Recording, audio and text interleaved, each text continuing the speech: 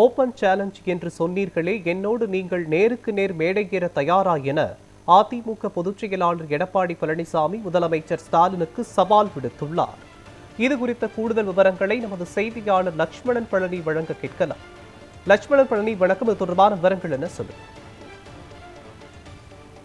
நேற்று கள்ளக்குறிச்சியில் மேடையில் ஓபன் சேலஞ்ச் விடுத்த பொம்மை முதல்வருக்கு முதலமைச்சர் மு.க.ஸ்டாலின் கண்டனங்களை தெரிவிக்கும் விதமாக தற்போது எடப்பாடி பழனிசாமி ஒரு கண்டன அறிக்கையை வெளியிட்டிருக்கார்.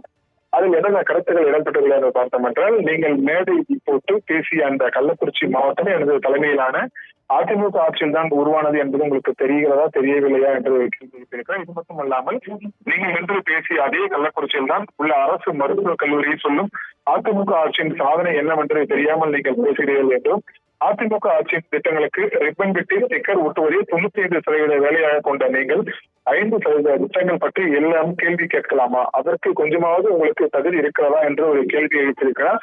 இது மட்டுமல்லாமல் தமிழ்நாட்டின் சட்ட ஒழுங்கை பெண்களுக்கு பாதுகாப்பு சீர்குலைத்து விட்டது எனவும், எங்கு போயினாலும் ஆசிரியர்கள், செவிலியர்கள், அரசு ஊழியர்கள், மாற்றுத்திறனாளிகள் அனைவரையும் நடுத்தருவில் போராட நினைத்துவிட்டு கலரை தூக்கிவிட்டு பேசியர்கள் உங்களை கொஞ்சம் கூட வெட்கமா இல்லையா என்று கேள்வி எழுப்பியிருக்கிறார். இது மட்டுமல்லாமல் 20 லட்சம் மாணவர்களுக்கு லேப்டாப் என்ற போகிற போக்கில் அளவு விட்டதால தங்கள் நம்பி விடுவார்களா? எத்தனை லேப்டாப் யாருக்கு போய் சேர்ந்தது?